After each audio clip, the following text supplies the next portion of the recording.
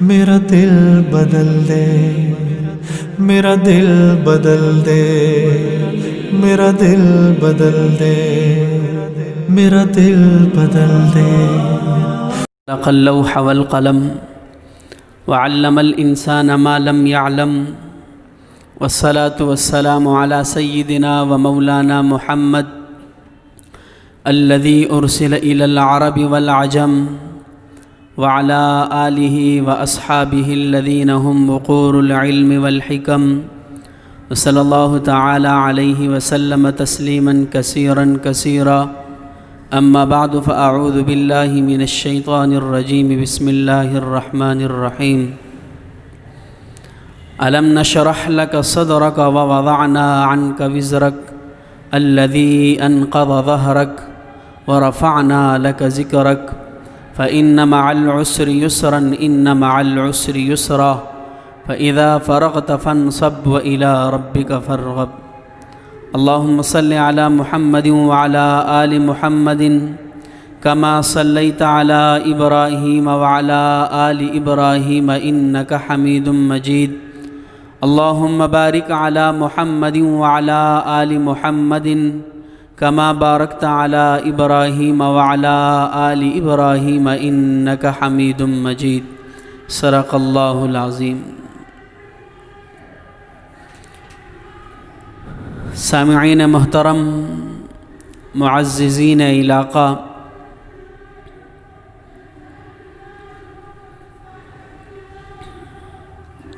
آج کا ہمارا عنوان سیرت النبی ہے۔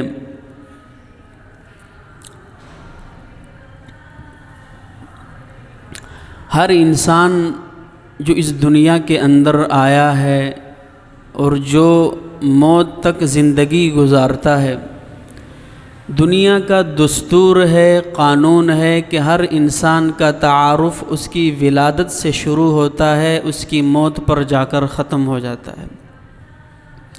اب کسی بھی انسان کو اٹھا کر پکڑ لیں، ولادت سے قبل اس کا کوئی تعارف نہیں ہے، ولادت سے قبل اس کا نام نہیں ہے، ولادت سے قبل اس کا تذکرہ نہیں ہے، ولادت سے قبل اس کے حسن کا تذکرہ نہیں ہے، ولادت سے قبل اس کی بلندی کا تذکرہ نہیں ہے، ولادت سے قبل اس کی عظمت کا تذکرہ نہیں ہے۔ بچہ پیدا ہوتا ہے، بعد میں ولادت ہوئی، اس کا تعارف شروع ہو گیا، اس کے حسن کا تذکرہ شروع ہوتا ہے، ولادت ہوئی، اس کا تعارف شروع ہوتا ہے، اس نے زندگی کے اندر کیا کیا، کتنا حسین تھا، کیا کردار تھا، کس نظام کے اندر اس زندگی گزاری، کیا تعلیم حاصل کی، موت آئی، قصہ ختم۔ یہ دنیا کے اندر ہر انسان کے ساتھ ایسا ہی سلوک ہوتا ہے کہ جو بھی انسان اس کائنات کے اندر آ رہا ہے، ولادت سے قبل اس کا کوئی تذکرہ نہیں ہے، ولادت سے اس کا تعارف شروع ہوتا ہے اور موت پر جا کر اس کے سوانح ختم ہو جاتے ہیں۔ شادی ہوتی ہے میاں بیوی کی، کیا خبر کہ اللہ اولاد دے گا کہ نہیں دے گا، پھر جب ماں امید سے ہوتی ہے بیٹا ہوگا بیٹی ہوگی، کوئی پتہ نہیں ہے، پھر جب بچہ پیدا ہوتا ہے پھر اس کا تعارف شروع ہوتا ہے، یہ نام دیا گیا، اتنا حسین ہے، یہ تعلیم حاصل کی، اس تنظیم کے اندر زندگی گزاری، اس نے یہ کام کیے، اور اب موت آئی، قصہ ختم۔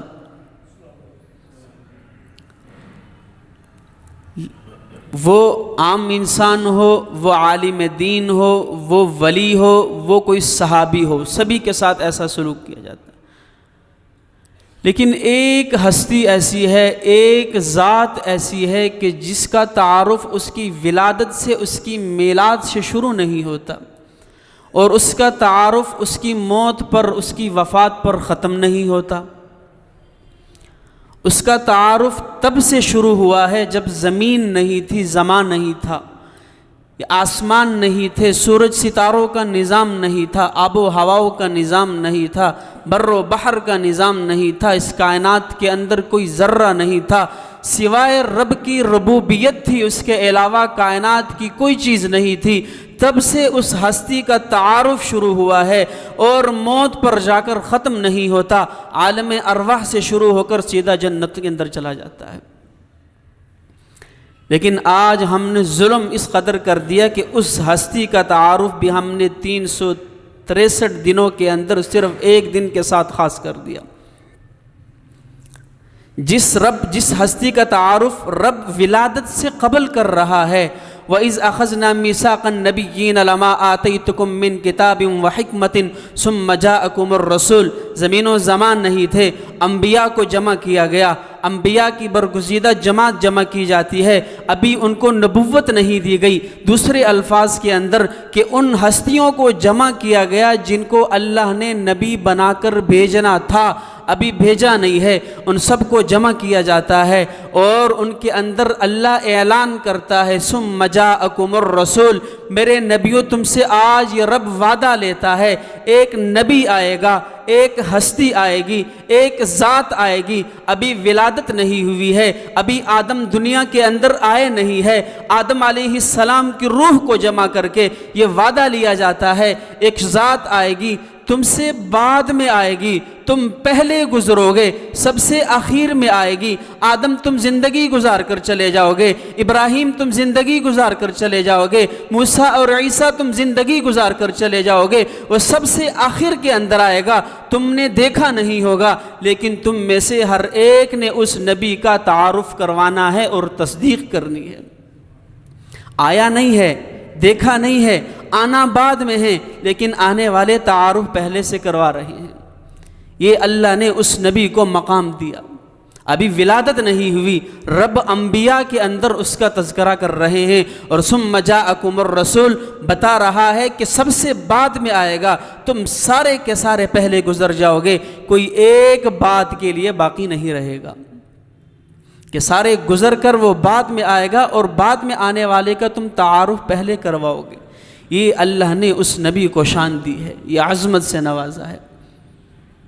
ہر انسان کا تعارف اس کی ولادت سے، لیکن میرے آقا کا تعارف عالم ارواح سے شروع ہوتا ہے اور سیدھا جا کر جنت کے اندر چلا جاتا ہے۔ لوگوں کا تعارف ان کی وفات پر ختم ہو جاتا ہے، انسان مر گیا، کہانی قصہ ختم، تو 4 سال تک لوگ یاد رکھتے ہیں، بھول جاتے ہیں، لیکن آقا کا تعارف ایسا نہیں ہے۔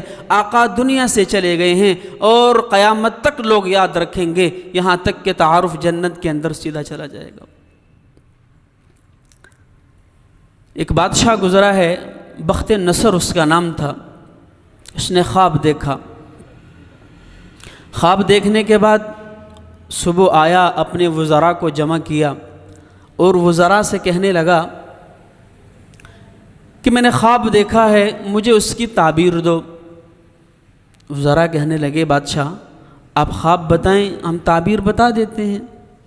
تو وہ کہنے لگا خواب بھی تم سناؤ۔ تو وہ وزراء حیران ہو کر کہنے لگے بادشاہ آج کیسا یو ٹرن لے لیا ہے کہ خواب بھی آپ نے دیکھا ہے اور خواب بھی ہم سنائیں۔ اس نے کہا یہی تو بادشاہت کا نشہ ہے کہ خواب بھی میں نے دیکھا ہے، خواب بھی تم سناؤ، وگرنہ سب کو الٹا لٹکا دوں گا۔ تو وہ حیران اور پریشان ہو کر کہنے لگے کہ ایک آدمی ہے جو آپ کو خواب بھی سنا سکتا ہے، خواب کی تعبیر بھی دے سکتا ہے، اور وہ اس وقت آپ کی جیل کے اندر ہے، جس کا نام ہے دانیال، اللہ کا پیغمبر۔ دانیال علیہ السلام کو بلایا گیا اور بادشاہ نے کہا کہ مجھے خواب سناؤ، میں نے کیا دیکھا ہے۔ اس نے کہا بادشاہ خواب میں بتاؤں گا کہ آپ نے کیا دیکھا ہے۔ آپ نے خواب دیکھا ایک بت ہے جس کا سر سونے کا ہے، ناف تک چاندی کا ہے، گھٹنوں تک تانبے کا ہے، پاؤں تک وہ لوہے کا ہے اور پاؤں اس کے مٹی کے ہیں۔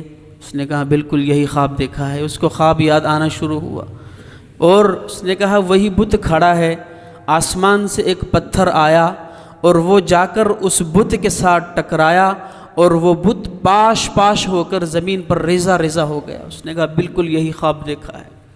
اسے خواب یاد آ گیا۔ اب خواب کی تعبیر کیا ہے؟ اس نے کہا جو تو نے بت دیکھا ہے جس کا سر سونے کا ہے، ناف تک چاندی کا ہے، گھٹنوں تک تانبے کا ہے، نیچے لوہا اور پاؤں مٹی کے ہے، یہ دنیا کے اندر وہ مختلف ادیان ہے جو لوگوں کے اندر پائے جاتے ہیں، کوئی کسی دین پر ہے، کوئی کس دین پر ہے، اور وہ جو پتھر آ رہا ہے اور آ کر اس سے ٹکراتا ہے وہ آخر الزماں پیغمبر آئے گا اور وہ دین لے کر آئے گا، وہ ایسا دین ہوگا کہ وہ تمام ادیان کو پاش پاش کر دے گا۔ اور جب وہ پتھر تم نے دیکھا کہ وہ پوری کائنات کے اوپر پھیلتا چلا جاتا ہے، وہ نبی کا وہ دین ہوگا جو ساری کائنات پر غالب آ جائے گا۔ هو الذی ارسل رسولہ بالہدی ودین الحق لیظہرہ علی الدین کلہ، جس کی گواہی اللہ قرآن کے اندر دے رہا ہے۔ وہ خواب اشارہ تھی اس آیت کی طرف کہ وہ پیغمبر جب آئے گا وہ ایسا دین لے کر آئے گا جو تمام ادیان پر غالب آ جائے گا اور کامل اور مکمل دین ہوگا۔ اور وہ دین اللہ نے اپنے نبی کو دیا، اور نبوت کے زمانے میں اللہ نے اعلان کر دیا الیوم اکملت لکم دینکم، میرے نبی میں نے آج دین آپ پر مکمل کر دیا ہے، کوئی اس میں سے کچھ کم ہو اس کی گنجائش نہیں ہے، اس میں کچھ مزید ڈالا جائے اس کی گنجائش نہیں ہے۔ تو آقا علیہ الصلاۃ والسلام کا تعارف ولادت سے قبل اللہ نے خود بیان کر دیا۔ پھر آقا کی ولادت وہ بھی بڑی عظمت والی۔ اس موقع پر ایک لطیفہ یاد آ گیا ہے، تو لطیفہ کہ ایک آدمی کسی یورپ ممالک کے اندر گیا، کسی عورت سے شادی کی۔ اللہ نے جو دین دیا ہے وہ ہمیں کامل اور مکمل دین دیا ہے۔ اس نے جا کر ایک عورت سے شادی کی، اس کو اسلام کی دعوت دی، تو وہ مسلمان ہونے کے لیے تیار نہیں تھی۔ تو اس نے کہا دیکھو ہمارا جو دین ہے اسلام وہ بڑی مساوات والا ہے، اخوت والا ہے، ہمدردی والا دین ہے۔ تو وہ مسلمان ہو گئی، اسے پاکستان لے آیا۔ جب پاکستان لایا تو اس عورت نے اپنے سسرال کا سلوک دیکھا، ساس کا سلوک دیکھا تو پریشان ہو گئی۔ تو ایک دن شوہر سے کہنے لگی وہ جو دین کی دعوت آپ نے مجھے دی تھی ان کو بھی دینا، وہ جو دین کی دعوت آپ نے مجھے دی تھی ان کو بھی دینا۔ تو اللہ نے جو دین ہمیں دیا ہے وہ مکمل دیا ہے۔ اللہ کہہ رہے ہیں هو الذی ارسل رسولہ بالہدی ودین الحق لیظہرہ علی الدین کلہ، دین ایسا دیا ہے جو کامل ہے، مکمل ہے، تمام ادیان پر غالب ہے۔ تو اللہ اپنے نبی کا تعارف ولادت سے قبل بھی کر رہے ہیں، اور پھر ولادت تو تھی عظمت والی۔ حضور صلی اللہ علیہ وسلم، حضرت عبداللہ، ابھی ان کی شادی نہیں ہوئی، اللہ رب العزت نے حضور صلی اللہ علیہ وسلم کو جس پشت کے اندر ڈالا ہوا تھا ہر ایک کے اوپر آثار واضح ہوا کرتے تھے کہ ہر ایک کے پیشانی کے اوپر ایک نور چمکتا تھا۔ اور حضور صلی اللہ علیہ وسلم نے فرمایا کہ اللہ نے مجھے جن پشتوں سے گزارا ہے اللہ نے تمام کے تمام کو بدکاری اور غلط کاموں سے محفوظ رکھا ہے۔ یہ نبی کی خاصیت تھی کہ جو نبی اتنا پاکیزہ حیا والا، وہ جس آدم علیہ السلام سے لے کر جس پشت سے ہوتا ہوا آیا ہے، اللہ نے تمام کو بدکاری سے، زنا سے، غلط کاموں سے محفوظ رکھا ہوا تھا۔ تو حضور فرماتے ہیں میرے دادا عبد المطلب کے سینے پر، پیشانی پر بھی نور چمکتا تھا، پھر وہی نور جب عبداللہ پیدا ہوئے اللہ نے وہ نور ان کی پیشانی پر منتقل کر دیا۔ حضرت عبداللہ گزر رہے ہیں، ایک عورت تھی عاتقہ اس کا نام تھا، یہودیہ تھی، اس نے کہا عبداللہ میں تم سے شادی کرنا چاہتی ہوں۔ شریف آدمی تھے، شریف الطبع انسان تھے، خاموشی کے ساتھ گزر گئے۔ پھر وہ وقت آیا کہ آپ کی شادی حضرت آمنہ سے ہوئی تو عبداللہ پھر گزرے، تو اس عورت نے جب پیشانی کو دیکھا تو وہ نور نظر نہ آیا۔ اس نے کہا عبداللہ رکو، میں آپ سے بات کرنا چاہتی ہوں، میں کوئی بدکار عورت نہیں ہوں، میں نے جو شادی کی فرمائش کی تھی وہ اس بنیاد پر کی تھی کہ میں انجیل اور تورات کی عالمہ ہوں، اور آپ کے پیشانی پر میں نے ایک نور دیکھا تھا جو اس بات کی گواہی دیا کرتا ہے کہ وہ اللہ کا پیغمبر آپ کے نسل سے چلے گا، میں چاہتی تھی کہ اس کو میں اپنے پیٹ سے جنم دوں، لیکن اب وہ نور مجھے نظر نہیں آ رہا، اب تو کہے گا بھی تو میں شادی کرنے کے لیے تیار نہیں ہوں۔ پھر حضرت عبداللہ کی شادی آمنہ سے ہوئی، اور حضرت عبداللہ وہ دنیا سے تشریف لے گئے۔ اب حضرت آمنہ حضور صلی اللہ علیہ وسلم کی والدہ، ابھی حضور پیدا نہیں ہوئے، امید سے ہیں، شوہر فوت ہو چکا ہے، بیوہ ہے، خوشبو محسوس ہوتی ہے۔ تو عبد المطلب جو حضور کا دادا تھا اسے بڑا عجیب لگا کہ میری بہو بیوہ ہے، ابھی تازہ شوہر فوت ہوئے ہیں اور یہ ابھی سے خوشبو استعمال کر رہی ہے۔ تو خود کہہ نہ سکے، کہلوا بھیجا کہ آمنہ تمہیں شوہر کا دکھ نہیں ہے، عبداللہ کو گزرے ہوئے چند دن ہو گئے ہیں، بیٹی بیوہ خوشبو نہیں لگایا کرتی۔ تو جب حضرت آمنہ کے پاس یہ پیغام پہنچا تو آنکھوں میں آنسو آ گئے، اور آئی اور کہا کہ ابا جان، اپنے سسر سے مخاطب ہو کر کہنے لگی کہ آپ کو کیا لگتا ہے مجھے عبداللہ کا غم نہیں ہے؟ کیا مجھے عبداللہ کا دکھ نہیں ہے کہ ان کے جانے کے بعد میں خوشبو استعمال کرنا شروع کر دوں گی؟ ابا جان ایسی کوئی بات نہیں ہے، اللہ کی قسم جب سے یہ بچہ میرے پیٹ کے اندر آیا ہے میرے پسینے سے خوشبو آتی ہے، جو کپڑے پہنتی ہوں اس کپڑوں سے خوشبو آتی ہے، جس پتھر پہ پاؤں رکھتی ہوں وہ پتھر موم ہو جاتا ہے، جس کانٹے پہ پاؤں رکھتی ہوں وہ کانٹا پھول بن جاتا ہے۔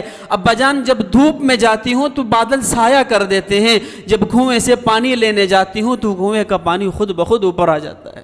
اس کے اندر میرا کوئی کمال نہیں ہے، یہ تو اس بچے کا کمال ہے کہ کپڑوں سے بھی خوشبو آ رہی ہے، پسینے سے بھی خوشبو آ رہی ہے، اور خوشبو کیوں نہ آتی۔ حضرت انس رضی اللہ عنہ جب حضور دنیا سے چلے گئے، بصرہ کی مسجد کے اندر حضرت انس جمعہ پڑھایا کرتے تھے، لوگوں کا رخ قبلے کی طرف ہوا کرتا تھا، لوگ امام کا انتظار کیا کرتے تھے۔ یہ وہ زمانہ تھا جب مقتدی امام کا انتظار کیا کرتے تھے۔ حضرت انس پیچھے سے آتے، سبھی کو پتہ چل جاتا کہ حضرت انس تشریف لا چکے ہیں۔ کیسے پتہ چلتا؟ لوگوں کا رخ قبلے کی طرف ہوتا، جیسے مسجد میں داخل ہوتے پوری مسجد معطر ہو جاتی، پوری مسجد کے اندر خوشبوئیں پھیل جاتی۔ لوگوں نے پوچھا انس بتاؤ تو صحیح کون سی خوشبو استعمال کرتے ہو کہ تم جب مسجد میں داخل ہوتے ہو ساری مسجد معطر ہو جاتی ہے؟ کہنے لگے اللہ کی قسم کوئی خوشبو استعمال نہیں کرتا، میں تو حضور کا نوکر تھا، حضور پر جب پسینہ آتا تھا میں وہ ایک شیشی کے اندر جمع کر لیا کرتا تھا، آج وہ خوشبو اس پسینہ جسم پر مل کر آتا ہوں ساری مسجد معطر ہو جاتی ہے۔ اللہ نے پھر حضور صلی اللہ علیہ وسلم کو یہ عظمت دی۔ وہی انس ہیں، فرماتے ہیں میں نے ریشم کو بھی دبایا ہے، میں نے حضور صلی اللہ علیہ وسلم کے ہاتھوں کو بھی دبایا ہے، اللہ کی قسم جتنے نرم میں نے حضور کے ہاتھ دیکھے ہیں میں نے ریشم کو نہیں دیکھا۔ تو حضرت عبد المطلب سے کہلوا بھیجا کہ یہ خوشبو میں نہیں لگا رہی، یہ تو اس بچے کا کمال ہے۔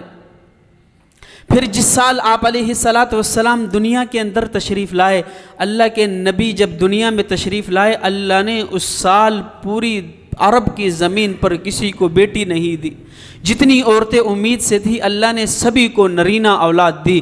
وجہ یہ تھی کہ ایک طرف مجسمہ رحمت بن کر ایک شخص آ رہا ہے، ایک طرف ساری کائنات کے لیے رحمت للعالمین بن کر آ رہا ہے، دوسری طرف اس کی آمد ہو اور پھر بھی لوگ بچیوں کو زندہ دفن کر رہے ہوں۔ اللہ کی غیرت کو گوارا نہیں تھا، اللہ نے اس سال تمام لوگوں کو نرینہ اولاد دی کہ نبی بھی پیدا ہو اور لوگ بچیوں کو بھی زندہ دفن کرے، ایسا اللہ کی غیرت نے گوارا نہ کیا، سبھی کو اللہ نے نرینہ اولاد دی۔ پھر جب حضور صلی اللہ علیہ وسلم پیدا ہوئے، روایت میں آتا ہے تو حضرت آمنہ کو دائیوں نے کہا کہ آمنہ مبارک ہو، بڑا حسین بچہ پیدا ہوا ہے۔ آمنہ رونے لگ پڑی، کہا کیوں روتی ہو؟ کہا رو اس لیے رہی ہوں کاش اس کے ابا عبداللہ زندہ ہوتے، اس کو کھلونے لا کر دیتے، اس کو کندھے پر بٹھا کر باہر گھمانے لے جاتے، اس کو باہر کے سیر و تفریح کرواتے۔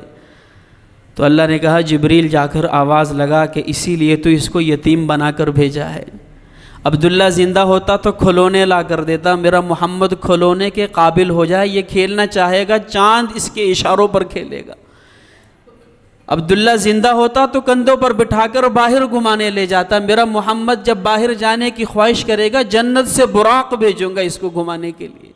عبداللہ زندہ ہوتا تو عرش فرش پر اس کو گھمانے لے جاتا، میں رب اس کو عرش کے سیر و تفریح کرواؤں گا، اسی لیے تو اس کو یتیم بنا کر بھیجا ہے۔ تو عبد المطلب کو خبر دی گئی کہ آپ کا پوتا پیدا ہوا ہے، دیکھنے کے لیے آ گئے، چہرہ دیکھا، آمنہ حضرت آمنہ سیدہ آمنہ تشریف فرما ہیں، ایمن جو دائیہ ہیں وہ تشریف فرما ہیں۔ تو آمنہ کہنے لگی اپنے سسر عبد المطلب سے کہ میں نے اتنا حسین بچہ نہیں دیکھا، اتنا حسین بچہ میں نے زندگی کے اندر نہیں دیکھا۔ تو فوراً جو دائیہ تھی حضرت ایمن وہ بول پڑی کہ آمنہ تم نے دیکھا ہی کیا ہے، مجھ سے پوچھ، میں مختلف مقامات پر جاتی ہوں، مختلف گھروں کے اندر جاتی ہوں، بچوں کی ولادت کو ہوتے ہوئے دیکھا ہے، مختلف بچوں کو دیکھا ہے، میں نے اس جیسا حسین بچہ نہیں دیکھا۔ تو عبد المطلب فوراً بول پڑے کہ آمنہ تم نے کیا دیکھا ہوگا، ام ایمن تم نے کیا دیکھا ہوگا، تم تو صرف یہاں رہی ہو، مجھ سے پوچھو میں نے شام کے سفر کیے ہیں، میں مختلف ممالک کے اندر گیا ہوں، میں نے مصر کے سفر کیے ہیں، اللہ کی قسم میں نے اس جیسا حسین بچہ نہیں دیکھا۔ تو اللہ نے جبریل سے کہا جبریل جا تو بھی ذرا اپنے تخیلات کا اظہار کر۔ جبریل آ کر کہتا ہے ارے تم نے کیا دیکھا ہوگا، آمنہ تم نے صرف ایک بچہ دیکھا ہے، ام ایمن تم نے صرف چند بچے دیکھے ہیں، ارے عبد المطلب تم نے صرف چند شہروں کو دیکھا ہے، مجھ سے پوچھو آدم سے لے کر 1,24,000 انبیاء کو دیکھا ہے، اللہ کی قسم میں نے اتنا حسین بچہ نہیں دیکھا۔ اللہ جواب دیتے ہیں ارے جبریل تو کیا دیکھے گا، جس محمد کو میں نے جس سانچے کے اندر پیدا کیا تھا میں نے وہ سانچہ ہی توڑ دیا، تو اس جیسا حسین اور آئے گا کہاں سے، کہ میں نے اس جیسا حسین بچہ پیدا ہی نہیں کیا۔ پھر وقت گزرتا گیا تو دیہات سے ایک قافلہ آیا کرتا تھا، وہ قافلہ آتے شہروں سے بچے رہ جاتے، ان کی پرورش کرتے، 300 عورتوں کا ایک قافلہ نکلا، مدینہ آیا، ان کے اندر ایک خوش قسمت عورت اماں حلیمہ سعدیہ بھی ساتھ تھی۔ اماں حلیمہ کی زندگی کی یہ صورتحال تھی کہ بڑی تنگ دست عورت، گھر کے اندر فاقہ، جو اس کے جانور تھے وہ بھوک کی وجہ سے لاغر ہو چکے ہیں۔ یہ بھی اس قافلے کے ساتھ نکلی، اپنی اونٹنی پر بیٹھی ہوئی ہے، قافلہ رواں ہے، سبھی کے اونٹ تر و تازہ ہیں، سارا قافلہ آگے نکل گیا کہ چلو اس چکر کے اندر ہمیں کوئی اچھا بچہ مل جائے، اچھے گھرانے سے بچہ مل جائے۔ اماں حلیمہ اور اس کا شوہر جس اونٹنی پر بیٹھے ہوئے، لاغر سی اونٹنی ہے، بڑی کمزور رفتار کے ساتھ مدینہ کو رواں دواں ہے، سارا قافلہ گزر گیا، یہاں تک کہ جب اماں حلیمہ مدینہ پہنچتی ہے قافلے والے واپس روانہ ہو رہے ہیں، ہر ایک گھر میں گئی، بچے کو اٹھایا، سب سے پہلے پوچھا جاتا ہے یہاں کا سردار کون ہے، عبد المطلب یہاں کا سردار ہے، ہر عورت کی خواہش ہے چلو ان کا بچہ لیتے ہیں، دروازے پر دستک دیتے ہیں، بچہ ہے، جواب آمنہ دیتی ہے، بچہ ہے، والد کیا کرتے ہیں، والد فوت ہو چکے ہیں، بچہ یتیم ہے، اس یتیم کے گھر سے کیا ملے گا، چھوڑ کر چلی جاتی ہیں، دوسری آتی ہیں، بچہ ہے، جواب ملتا ہے، باپ کیا کرتا ہے، باپ فوت ہو چکا ہے، یتیم ہے، وہ بھی چھوڑ کر چلی جاتی ہے۔ 300 عورتوں نے دروازے پہ دستک دی اور 300 نے یہی جملہ کہا، آمنہ کا دل ٹکڑے ٹکڑے ہو چکا ہے جب یہ بات سنتی ہے کہ یتیم کے گھر سے کیا ملے گا، ہر ایک واپس روانہ ہو گئی،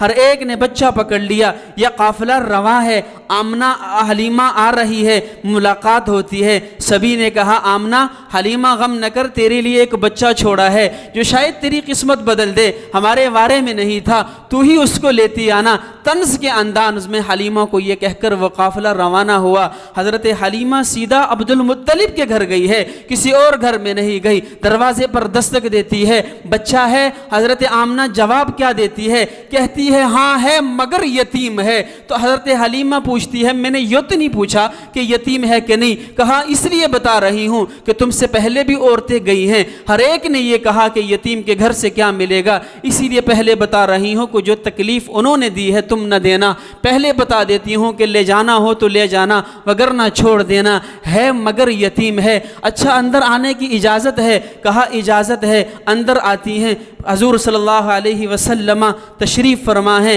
آپ کے چہرے پر سفید رنگ کا کپڑا پڑا ہوا ہے۔ حلیمہ آمنہ سے کہتی ہے آمنہ ذرا اس کا چہرہ تو دکھاؤ، دیدار کرنا چاہتی ہوں۔ کپڑا ہٹایا جاتا ہے، حضرت حلیمہ اس کو گود میں پکڑتی ہے، اللہ کے نبی سوئے ہوئے تھے، آنکھیں کھولتے ہیں، اماں حلیمہ فرماتی ہیں آمنہ میں نے اس جیسا حسین بچہ نہیں دیکھا، فوراً سینے سے لگاتی ہے، اللہ کی قسم حلیمہ فرماتی ہے میری چھاتی خشک تھی، میرا بچہ دودھ سے رویا کرتا تھا، دودھ کا قطرہ اس کے منہ میں نہیں جاتا تھا، جیسے ہی حضور کو سینے سے لگایا دونوں چھاتیاں دودھ سے بھر گئی۔ یہ حضور صلی اللہ علیہ وسلم کی کرامت ہی۔ حضرت حلیمہ اصرار کرنے لگی کہ حلیمہ آمنہ یہ بچہ مجھے دے دو۔ بچہ حضرت حلیمہ کے حوالے کیا جاتا ہے، باہر تشریف لاتی ہیں، ساتھ میں شوہر ہیں، لاغر سی اونٹنی ہے، حضرت حلیمہ بیٹھتی ہیں، شوہر بیٹھتا ہے، تو حضرت حلیمہ بچے کو گود میں اٹھا لیتی ہے۔ حضرت حلیمہ کا شوہر آگے، بیچ میں حضور صلی اللہ علیہ وسلم اور پیچھے حضرت حلیمہ، درمیان میں حضور کو بٹھایا۔ شوہر اونٹنی کو اٹھا رہا ہے، اونٹنی اٹھ نہیں رہی، بڑی کوشش کی، اونٹنی اٹھی نہیں ہے۔ تو وہ سمجھ گئے کہ یہ جو بچہ ہم لائے ہیں شاید اسی کو ہم نے پیچھے بٹھایا ہوا ہے، اسی وجہ سے یہ اونٹنی اٹھ نہیں رہی۔ بچے کو جیسے ہی حضرت حلیمہ کے شوہر نے اپنی گود میں آگے بٹھایا، اونٹنی فوراً اٹھ گئی۔ تو اللہ نے کہا حلیمہ کے شوہر یہ کیسے ممکن ہے کہ جس نبی کو میں نے 1,24,000 انبیاء کے آگے کھڑے کرنا ہے اسے تیرے پیچھے بٹھا دوں؟ جس نبی نے 1,24,000 انبیاء کی امامت کرنی ہے وہ تیرے پیچھے بیٹھ جائے؟ اونٹنی روانہ ہوتی ہے، قافلہ بڑی دیر کا گزر چکا ہے، اونٹنی کی رفتار بدل چکی ہے، وہ اونٹنی جس رفتار سے آئی تھی اس رفتار سے نہیں جا رہی، قافلے کے قریب پہنچی، قافلے سے آگے گزرنے لگی۔ تو قافلے والوں نے طنز کے انداز میں کہا حلیمہ سواری بدل آئی ہو؟ کہا نہیں، سواری نہیں بدلی، سوار بدل چکا ہے، پہلے لگام شوہر کے ہاتھ میں تھی، اب لگام محمد کے ہاتھ میں ہے۔ تو حضرت حلیمہ اس کو گھر لے کر جاتی ہیں، اللہ نے حلیمہ کی زندگی بدل دی۔ رات کے وقت حضرت حلیمہ فرماتی ہیں رات دیر دیر تک میرے گھر سے روشنی اٹھا کرتی تھی، محلے کی عورتیں آ گئیں، حلیمہ تم تو بڑی تنگ دست ہو، تمہارے گھر میں چراغ نہیں ہے، اتنا مال کہاں سے آ گیا ہے کہ رات بھر تمہارے گھر سے روشنی ظاہر ہوتی ہے؟ ہم مالدار ہو کر بھی چراغ بجھا دیتے ہیں، تمہارے گھر سے پھر بھی روشنی نکلتی ہے۔ کہا آؤ وہ چراغ دکھاتی ہوں جس چراغ سے روشنی نکلتی ہے۔ حضور سوئے ہوئے تھے، آپ نے کپڑا ہٹایا، کہا یہی وہ چراغ ہے، جب سے گھر میں لائی ہوں رات کو گھر روشن رہتا ہے۔ حلیمہ کی بیٹی حضرت شیمہ کہتی ہے امی جان مجھے حضور صلی اللہ علیہ وسلم یعنی محمد میرے بھائی کو بکریاں چرانے کے لیے میرے ساتھ بھیج دیا کریں۔ کہا بیٹی کیوں؟ کہا اماں جان جب بھی میں اس کو ساتھ لے کر جاتی ہوں اس دن ہم پر دھوپ کے اثرات نہیں پڑتے، بادل ہم پر سایہ کر جاتے ہیں۔ اماں جان جب بھی بھائی کو ساتھ لے کر جاتی ہوں اس دن بکریاں سیر ہو کر آتی ہیں۔ اماں جان جب بھی بھائی کو ساتھ لے کر جاتی ہوں اس دن بکریوں کے پیچھے بھاگنا نہیں پڑتا، وہ بکریاں اور میں دونوں ہم اپنے بھائی کا چہرہ تکتی رہتی ہیں۔ یہ اللہ نے حضور صلی اللہ علیہ وسلم کی ولادت کو عروج دیا۔ پھر وہی حضور صلی اللہ علیہ وسلم ہے، شیمہ نے گود میں اٹھایا ہوا ہے۔ حضرت شیمہ کہتی ہیں میں سہیلیوں کے ساتھ بیٹھی ہوئی تھی تو ہم اشعار پڑھ رہی تھی، میرے ذہن کے اندر بھی 2 اشعار آئے، میری زبان پر جاری ہونے لگے۔ وہ اشعار شرکی اشعار تھے، جیسے ہی میرے تخیل میں آئے میری زبان پر جاری ہونے لگے۔ اللہ کے نبی نے اپنے دانتوں سے مجھے کاٹا، اس زور سے کاٹا کہ وہ اشعار میرے ذہن سے نکل گئے۔ میں گفتگو کیا کرنے لگی تھی وہ بات ہی میرے ذہن سے نکل گئی اور اس کے نشان پڑ گئے۔ پھر جنگ خیبر کا موقع آیا، 300 لوگ گرفتار ہوئے، ان میں ایک عورت گرفتار ہوئی۔ یہ سارا قافلہ لایا جاتا ہے، وہ عورت پوچھتی ہے تمہارا سردار کون ہے؟ جواب ملتا ہے ہمارا سردار محمد ہے، یہ صفات والا ہے۔ کہا وہ تو میرا بھائی ہے جسے میں بچپن کے اندر کھلایا کرتی تھی، پلایا کرتی تھی، گود میں اٹھایا کرتی تھی، اس سے جا کر کہو تمہاری بہن شیمہ آئی ہے۔ حضور کو اطلاع دی جاتی ہے یا رسول اللہ آپ کی بہن شیمہ آئی ہے۔ آپ علیہ السلام اپنی چادر اٹھاتے ہیں اور ان کے پاؤں کے اندر بچھا دیتے ہیں، شیمہ کو بٹھایا جاتا ہے اور وہ دکھاتی ہے کہ اللہ کے رسول بچپن کے اندر جب آپ نے مجھے کاٹا تھا اس کے نشان اب بھی باقی ہیں۔ وہ شیمہ مسلمان ہوتی ہے اور شیمہ کے ساتھ 300 قیدیوں کو اللہ کے نبی رہا کر دیتے ہیں۔ یہ عظمت تھی حضور صلی اللہ علیہ وسلم کی۔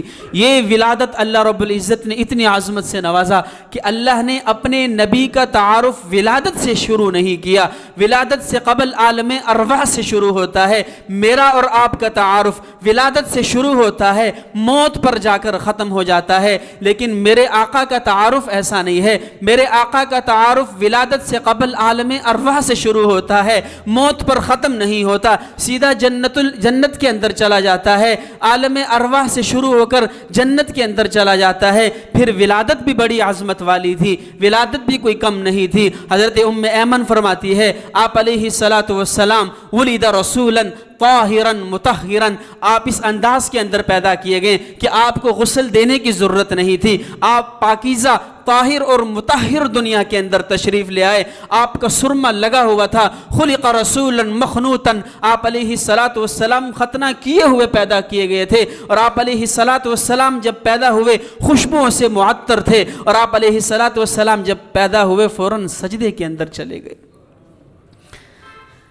بچہ پیدا ہوتا ہے تو وہ روتا ہے، لیکن جب حضور صلی اللہ علیہ وسلم پیدا ہوئے تو سجدے کے اندر چلے گئے۔ اور ایک اور کرامت کہ رسول اللہ صلی اللہ علیہ وسلم بچپن کے اندر کبھی روئے نہیں ہیں۔ آپ علیہ السلام کے جسم اطہر پر کبھی مکھی نہیں بیٹھی، آپ علیہ السلام کا سایہ نہیں تھا، آپ علیہ السلام کے جسم اطہر پر مکھی نہیں بیٹھی۔ وہ ہم حضرت حسان بن ثابت کے اشعار ہیں، خلقت مبرعا من کل عیب، اللہ کے رسول آپ کو اس انداز کے اندر پیدا کیا گیا ہے کہ عیب آپ کے قریب نہیں آ سکتا۔ مکھی کا بیٹھنا عیب ہے، مکھی کو آپ سے دور کر دیا گیا۔ عیب آپ کے قریب آئے ممکن نہیں ہے، عیب آپ کے پاس آئے ممکن نہیں ہے۔ تو پھر میں یہ کیسے مان لوں کہ ابو بکر اور عمر اگر عیب ہوتے تو نبی اس کو اپنے ساتھ روزے کے اندر لٹائے ہوئے، کہ عیب قریب آ نہیں سکتا، اور ساتھ میں روزہ اقدس کے اندر حضور صلی اللہ علیہ وسلم نے دونوں حضرات کو ساتھ لٹایا ہوا ہے۔ تو اللہ کے رسول صلی اللہ علیہ وسلم کی ولادت بھی بڑی شان والی تھی، لیکن آج بڑا دکھ ہوتا ہے اس بات سے کہ لوگ اس ہستی کے متعلق شکوک و شبہات کے اندر لوگوں کو ڈال دیتے ہیں کہ ان کے پاس نہ جانا، یہ اس ہستی کے متعلق یہ گمان رکھتے ہیں۔ ارے کس کی کیا مجال، وہ اپنی آخرت اور اپنے ایمان کو تباہ کرنا چاہتا ہے کہ وہ ہستی جناب محمد الرسول اللہ صلی اللہ علیہ وسلم، اتنی عظیم الشان ہستی کہ وہ اتنی مقدس ہستی کہ کپڑے کو ہاتھ لگا۔ حضرت انس فرماتے ہیں میرے گھر پر میں نے دعوت کی، کچھ لوگ آئے، صحابہ آئے، میں نے دسترخوان بچھایا، دسترخوان بچھانے سے پہلے میں نے تندور میں آگ جل رہی تھی اس کے اندر ڈال دیا، اور ڈالنے کے بعد اس کو نکالا اور بچھا دیا۔ صحابہ حیران ہو گئے کہ انس یہ بتاؤ یہ کپڑا لائے کہاں سے ہو؟ لوگ کپڑا صاف کرنے کے لیے اس کو دھوتے ہیں، اس کو جو ہے وہ اس کو اچھی طرح صاف کرتے ہیں، تمہارا دسترخوان میلا تھا، تم نے اس کو آگ کے اندر ڈالا، آگ میل کھا گئی، کپڑا محفوظ ہے، یہ بتاؤ یہ کپڑا ملتا کہاں سے ہے؟ انس فرمانے لگے یہ کپڑا کہیں سے نہیں ملتا، یہ ایک عام سا کپڑا ہے۔ آج جس طرح تم میرے مہمان بنے ہو، تم سے قبل ایک دفعہ رسول اللہ صلی اللہ علیہ وسلم میرے مہمان بنے تھے، انہوں نے اس کپڑے پر کھانا کھایا تھا، کھانا کھانے کے بعد ہاتھ اسی کپڑے سے صاف کر دیے ہیں، اور وہ دن ہے، آج کا دن ہے جب بھی یہ دسترخوان میلا ہوتا ہے، اللہ کی قسم میں اس کو آگ میں ڈالتا ہوں، آگ میل کھا جاتی ہے، کپڑے کو نہیں کھا سکتی، اس سے میرے حبیب کے ہاتھ لگے ہیں۔ اماں عائشہ فرماتی ہے میں روٹیاں بنا رہی تھی، حضور تشریف لے آئے، میں نے پیڑے لگائے ہوئے تھے، حضور نے ایک پیڑا پکڑا، اپنے ہاتھ سے تندور کے اندر لگایا اور اندر تشریف لے گئے۔ میں انتظار کرتی رہی، ساری روٹیاں پک چکی ہیں، اندر سے حضور نے آواز دی عائشہ کیا بات ہے ابھی تک روٹی پکی نہیں ہے؟ کہا یا رسول اللہ سب کی سب روٹیاں پک چکی ہے، جس پیڑے کو آپ نے ہاتھ لگایا تھا اس سے اسی طرح پانی ٹپک رہا ہے، آگ اثر نہیں کر رہی۔ حضور ہاتھ لگائے آگ اثر نہ کرے، حضور کپڑے کو ہاتھ لگائے آگ اثر نہ کرے، اور جس کے کندھوں پر حضور بیٹھ جائے اس پر آگ کیسے اثر کرے گی؟ جس کے ساتھ 3 دن حضور غار ہیرا میں رہے، جس کے ساتھ حضور 3 دن غار سور میں رہے، اور گود مبارک میں حضور نے سر رکھا، 3 دن حضرت ابو بکر حضور کے چہرے کا دیدار کرتے رہے، اس پر آگ کیسے اثر کرے گی؟ ارے کم بختو اتنا ہی حیا کر جاؤ اس چیز کا کہ یہ مانتے ہو کہ آگ اثر نہیں کرتی، کپڑے کو ہاتھ لگا ہے، جہاں حضور نے سینے سے لگایا ہو، کندھے پر بٹھایا ہو، گود میں سر رکھا ہو، اس پر آگ اثر کیسے کر سکتی ہے؟ تو آج بڑا دکھ ہوتا ہے اس بات سے کہ لوگ اس ہستی کے متعلق شکوک و شبہات کے اندر ڈال دیتے ہیں۔ ایک دن صحابہ تشریف فرما تھے، آپس میں گفتگو کر رہے تھے، تو ایک صحابی کہنے لگے کہ اللہ نے ابراہیم کو خلیل بنایا ہے، حالانکہ مقام تو ہمارے نبی کا زیادہ ہے، مقام تو ہمارے نبی کا بنایا زیادہ ہے، تو اللہ نے ابراہیم کو کیوں خلیل بنایا؟ خلیل دوست کو کہتے ہیں۔ حضور صلی اللہ علیہ وسلم تشریف لے فرمایا کہ اللہ نے ابراہیم کو خلیل بنایا ہے اور مجھے اللہ نے حبیب بنایا ہے۔ خلیل بھی دوست کو کہتے ہیں، حبیب بھی دوست کو کہتے ہیں۔ دوست کے اندر فرق ہوتا ہے، آپ کے بھی دوست ہوں گے، آپ نے ذہنوں کے اندر مختلف درجات ان کی بنائے ہوئے ہوں گے۔ ایک وہ دوست ہوگا کہ آپ کا نظریہ ہوگا، آپ کی خواہش ہوگی کہ اس دوست پر سب کچھ قربان کر دوں، یہ مجھ سے کچھ مانگے تو صحیح۔ اور ایک وہ دوست بھی آپ کا ہوگا کہ جب وہ آپ سے مانگنے کے لیے آئے گا آپ کہیں گے پتہ نہیں چابی کہاں رکھ دی ہے میں نے، پتہ نہیں چابی کہاں رکھ دی ہے، ابھی تو یہیں پڑی ہوئی تھی۔ تو دوست کے اندر فرق ہوتا ہے۔ علماء نے لکھا ہے خلیل اس دوست کو کہتے ہیں کہ جس سے پیار کے اندر سب کچھ لے لیا جائے، اور حبیب اس دوست کو کہتے ہیں جسے محبت کے اندر سب کچھ دے دیا جائے۔ اللہ نے اپنے نبی کو حبیب بنایا ہے۔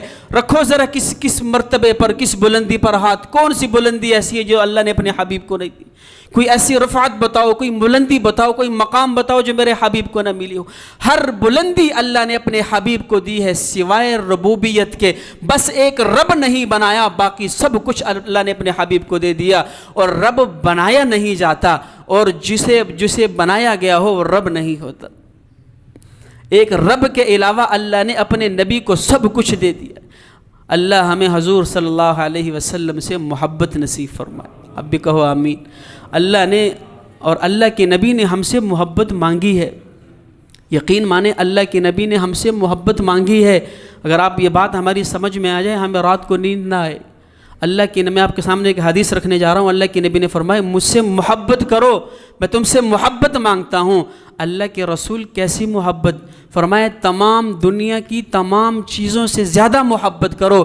یا رسول اللہ کافی ہے؟ فرمایا نہیں، اپنے والدین سے زیادہ محبت کرو۔ یا رسول اللہ کافی ہے؟ فرمایا نہیں، اپنی اولاد سے زیادہ محبت کرو۔ یا رسول اللہ کافی ہے؟ فرمایا نہیں، اپنی جان سے بھی زیادہ مجھ سے محبت کرو۔ اب یہاں پر ایک سوال اٹھتا ہے، یا رسول اللہ اگر اتنی محبت نہ کر سکوں تو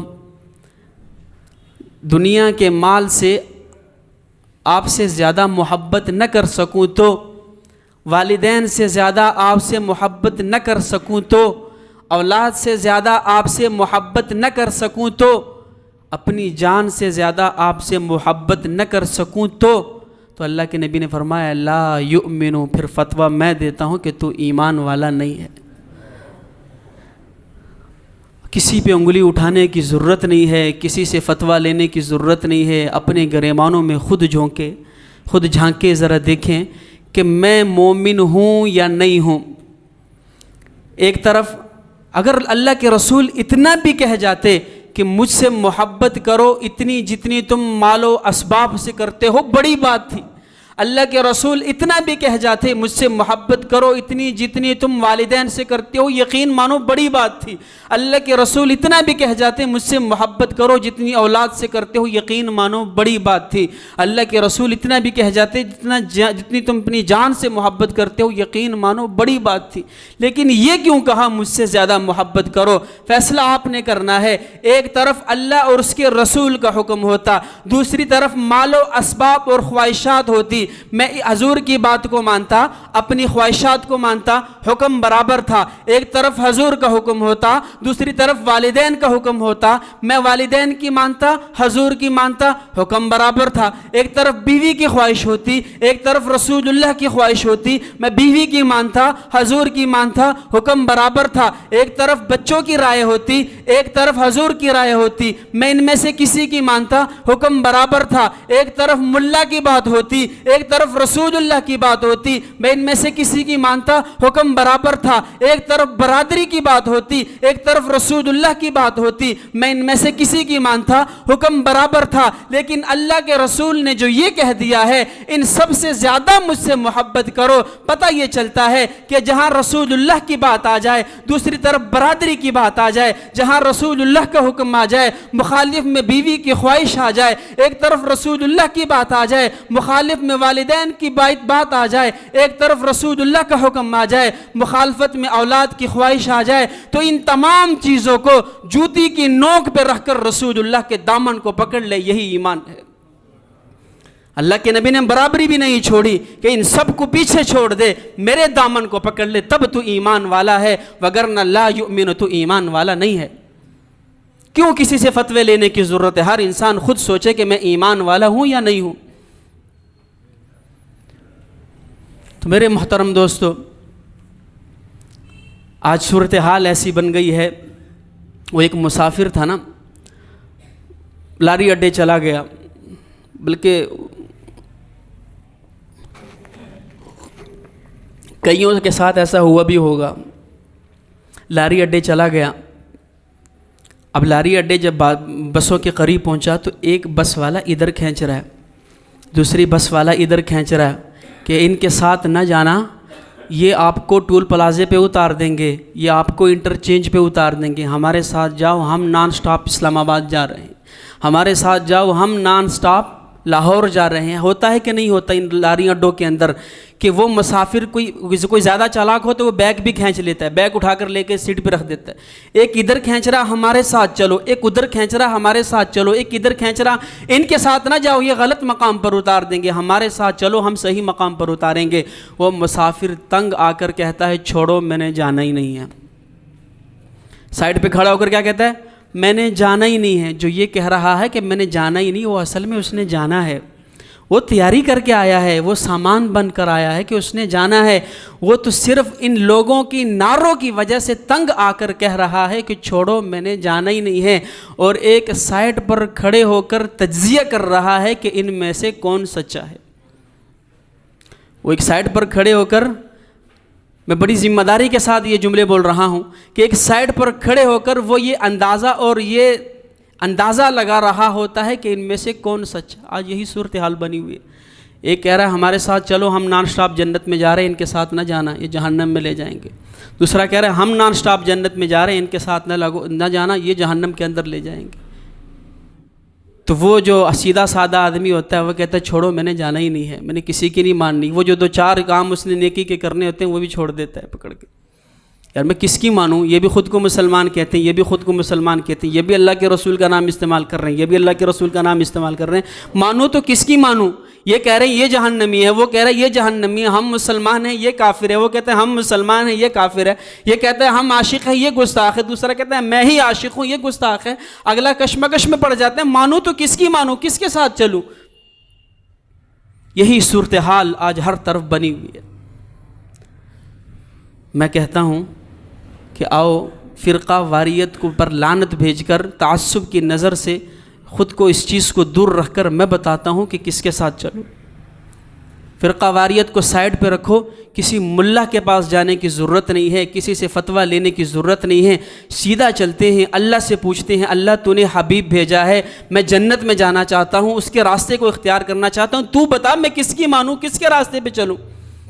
میں تو کشمکش میں پڑ چکا ہوں، ہر آدمی اپنی طرف بلا رہا ہے، اللہ تو ہی بتا میں کس راستے کو اختیار کروں؟ اللہ کہتے ہیں کسی کے پیچھے لگنے کی ضرورت نہیں ہے، راستہ میں بتا دیتا ہوں، اس پر چل پڑ تو کامیاب ہو جائے گا۔ فَإِنْ آمَنُوا بِمِثْلِ مَا آمَنْتُمْ بِهِ فَقَدِ اهْتَدَوْا۔ تجھے کسی ملا کے پیچھے جانے کی ضرورت نہیں ہے، کسی پر فتویٰ لگانے کی ضرورت نہیں ہے، کسی پر انگلی اٹھانے کی ضرورت نہیں ہے، کسی پر جو ہے وہ گستاخی کے فتوے لگانے کی ضرورت نہیں ہے، سب کو پیچھے چھوڑ دے، فرقہ واریت پر لعنت بھیج کر آجا اس جگہ پر آجا۔ فَإِنْ آمَنُوا بِمِثْلِ مَا آمَنْتُمْ، ایسا ایمان لیا جیسے میرے نبی کے یار ایمان لائے تھے، ایسے کام کر جا جیسے میرے نبی کے یار کام کر گئے تھے، وہ طرز عمل اختیار کر جو میرے نبی کے یاروں نے کیا تھا، یہی ہدایت کا راستہ ہے۔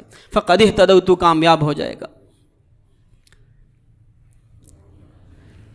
صرف رسول اللہ صلی اللہ علیہ وسلم اور اس کے صحابہ کی پیروی کرو۔ فَإِنْ آمَنُوا بِمِثْلِ مَا آمَنْتُمْ بِهِ فَقَدِ اهْتَدَوْا، کامیابی کا راستہ سامنے ہے۔ جو رسول اللہ نے بتلا دیا، جو صحابہ نے کیا، بس وہی اللہ کہہ رہے ہیں اسی پر چلو، تمہیں کشمکش میں پڑھنے کی ضرورت ہی نہیں ہے۔ وہ اس پہ فتوے لگا رہا ہے، وہ اس پہ فتوے لگا رہا ہے، وہ کہتا ہے میں عاشق یہ گستاخ، وہ کہتا ہے میں عاشق یہ گستاخ، سبھی کو چھوڑو، فرقہ واریت پر لعنت بھیجو، صرف وہ کرو جو میرے صحابہ نے کیا ہے، وہی دین ہے، وہی مکمل ہے۔ الیوم اکملت لکم دینکم، اس دین میں آج کے بعد نہ کچھ اضافہ ہو سکے گا نہ کوئی کمی ہو سکے گی، جو صحابہ کر گئے وہ تم بھی کر گزرو، تم کامیاب بن کر میرے پاس آؤ گے۔ کامیاب بننا چاہتے ہو تو صرف صحابہ کی اقتداء کرو۔ رسول اللہ صلی اللہ علیہ وسلم نے جس موقع پر جو کیا صحابہ کو بتلایا، صحابہ نے جو کیا اسے اپناؤ، کامیاب بن کر زندگی گزار لو گے۔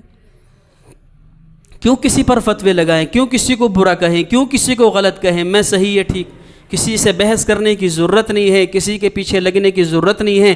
صرف یہ دیکھو اس موقع پر صحابہ کا کیا عمل تھا، جو عمل صحابہ کا تھا اسی کو پکڑ لو، تم ہدایت کے راستے پر ہو۔ اگر صحابہ نے نہیں کیا چھوڑ دو، ہدایت کا راستہ نہیں ہے۔ اگر تو صحابہ نے کیا ہے تم بھی کرو، تم ہدایت کے راستے پہ ہو۔ حضور صلی اللہ علیہ وسلم نے فرمایا اصحابی کالنجوم، میرے صحابہ ستاروں کی مانند ہے، اور جب تک سورج موجود ہو ستاروں کی اہمیت نہیں ہوا کرتی، ستاروں کی قدر و منزلت نہیں ہوا کرتی۔ جیسے ہی سورج غروب ہو جائے پھر راستہ ستاروں سے دیکھ کر تلاش کیا جاتا ہے۔ یہاں پہ ایک اور حدیث یاد آ گئی، اللہ کے نبی نے فرمایا میرے صحابہ ستاروں کی مانند ہے اور میری اہل بیت نوح کی کشتی کی مانند ہے. عام کشتی نہیں، نوح کی کشتی، کہ جو اس میں بیٹھ گیا وہ بچ گیا، جو رہ گیا وہ بہہ گیا، صرف نوح کی کشتی. تو اللہ کے نبی میں حیران ہوں، صحابہ ستاروں کی مانند ہے، وہ اوپر ہیں، میں زمین پر ہوں، نوح کی کشتی دریا میں ہے، میں خشکی پر ہوں، یہ ان دونوں میں کیسا ربط کیسے قائم کروں؟ اللہ کے نبی نے فرمایا سورج گیا ستاروں کی ضرورت پڑے گی، دوسری طرف صرف نوح کی کشتی ہے، میرے اہل بیت کو پکڑ لے، اس کی مثال نوح کی کشتی ہے، اور باقی ہر طرف طوفان ہی طوفان ہے بددینی کے، صرف اہل بیت کی کشتی کے اندر بیٹھ جا اور صرف کشتی میں بیٹھ کر ستاروں کو چھیڑے گا پھر بھی گمراہ ہو جائے گا، صرف ستاروں کو پکڑے گا کشتی کو چھوڑ دے گا پھر بھی ڈوب جائے گا. کشتی میں بیٹھنا بھی ضروری ہے، اور پھر کشتی میں بیٹھنے کے بعد راستہ تلاش کرنے کے لیے تمہیں ستاروں کی مدد لینا بھی ضروری ہے. یہ صداقت کا ستارہ ہے، یہ عدالت کا ستارہ ہے، یہ شجاعت کا ستارہ ہے، یہ حیا کا ستارہ ہے. ان ستاروں سے راستہ لیتا جا، کامیاب بن کر دنیا سے چلا جائے گا.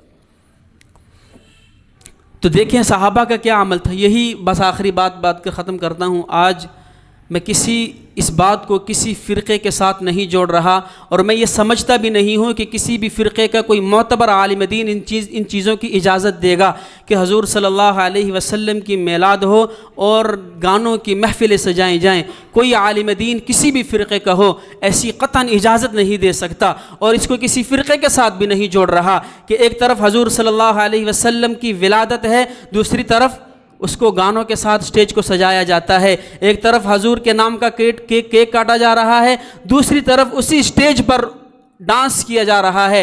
یہ میں ثبوت کے ساتھ کوئی کلپس نہیں، بلکہ میں آپ کو لائیو دکھانے کے لیے تیار ہوں کہ شاہدرہ کے اندر ایک نہیں 3-3 4-4 مقام پر ایسا ہوتا ہے کہ ایک طرف وہ کیک کاٹا جا رہا ہے، دوسری طرف وہ گانے چل رہے ہیں، وہی کیک کاٹنے والے گانے چلا رہے ہیں. اسی جگہ پر حضور صلی اللہ علیہ وسلم کے نام کا بینر لگا ہوا ہے، یا اللہ اور یا رسول اللہ لکھا ہوا ہے، اسی کے اوپر لوگ کھڑے ہو کر ڈانس کر رہے ہیں. کیا یہ نبی کی میلاد ہے کہ جس نبی نے ان چیزوں سے روکا تھا آج ہم اسی کی میلاد پہ اس قدر ظلم کریں؟ وہاں حضور صلی اللہ علیہ وسلم کا کلیجہ نہیں پھٹ رہا ہوگا گنبد خضرا کے اندر کہ جن چیزوں سے منع کرنے کے لیے آیا تھا میری امت آج میرے ہی نام پہ یہ سب کچھ کر رہی ہے. اور کم از کم تمہیں اگر حضور کی خوشی ہے پھر گانے بجانے کر رہے ہو، اتنی تو حیا کر لو کہ اس دن میرے نبی کا جنازہ بھی اٹھا تھا، اسی دن میرے نبی کا جنازہ بھی اٹھا تھا. یہی 12 ربیع الاول کا دن تھا کہ جب صحابہ کی چیخ و پکار سے آسمان گونج اٹھا تھا، جب صحابہ کے کلیجوں پر چھریاں چلی تھیں. یہی وہ دن تھا جس دن رسول اللہ کا جنازہ اٹھا تھا. یہی وہ 12 ربیع الاول کا دن تھا کہ جس دن عمر ہوش گوا بیٹھے تھے، تلوار نکال کر کہنے لگے خبردار کسی نے کہا کہ میرا نبی دنیا سے چلا گیا ہے میں اس کا سر قلم کر دوں گا. عمر کو تو دکھ اتنا تھا، وہ تو خوشی بھول گئے تھے، وہ تو سر کاٹنے کے لیے تیار ہو گئے. یہی وہ دن تھا جب ابو بکر نے جنازہ تدفین کے بعد آئے تو ابو بلال آ گئے. ابو بکر ایک بات پوچھنا چاہتا ہوں، مجھے صاف صاف بتانا میں اب بھی آپ کا غلام ہوں یا آزاد ہوں؟ ابو بکر نے آزاد کیا تھا حضرت بلال رضی اللہ عنہ کو. انہوں نے کہا بلال کیسی بات کرتے ہو، ابھی تو حضور کو دفنا کے آ رہے ہیں، وہ غم ابھی تازہ ہے، مزید غم دینا چاہتے ہو،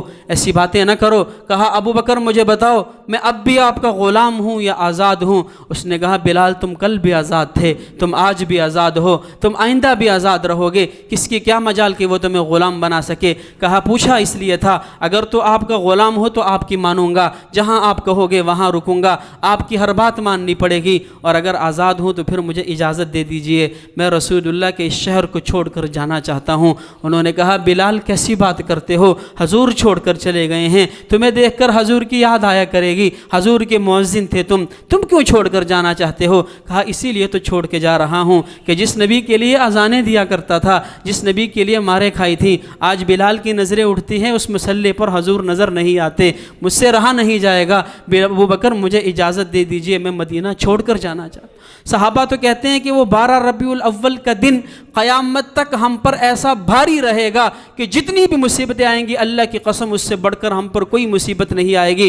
وہ ہمارے لیے اتنی بڑی مصیبت کا دن تھا، اتنے بڑے حادثے اور صدمے کا دن تھا کہ ہم سے رسول اللہ جدا ہو گئے. اس دن ہم نے اپنے ہاتھوں سے رسول اللہ کا جنازہ اٹھایا تھا. ہمیں خوشی ہے، مسلمان کو خوشی ہونی چاہیے. وہ مسلمان ہی نہیں ہے کہ جو رسول اللہ کی ولادت پہ خوش نہ ہو، لیکن خوشی کا یہ مطلب نہیں ہے کہ آپ جگہ بجگہ گانے چلو چلاؤ, آپ جگہ بجگہ جو ہے وہ ڈانس کرو, آپ جگہ بجگہ وہ راستے بلاک کرو, خوشی کرو, حضور کا ذکر کرو, حضور پر درود بھیجو, حضور کے لیے نعتیں پڑھو, حضور کی محفل سجاؤ. یہ خوشی کا اظہار ہے. یہ تو خوشی نہیں ہے کہ آپ کیک کاٹو اور آپ کیک کاٹو اور گانے گاؤ, آپ کیک کاٹو اور ڈانس کرو. یہ کون لوگ ہیں جو ہمارے دین کو بدنام کر رہے ہیں؟ ان کو روکا جائے, ان کی روک تھام کی جائے, اور اللہ رب العزت سے دعا ہے کہ جو کہا سنا اس پر عمل کرنے کی توفیق عطا فرمائے. وآخر دعوانا ان الحمد للہ رب العالمین.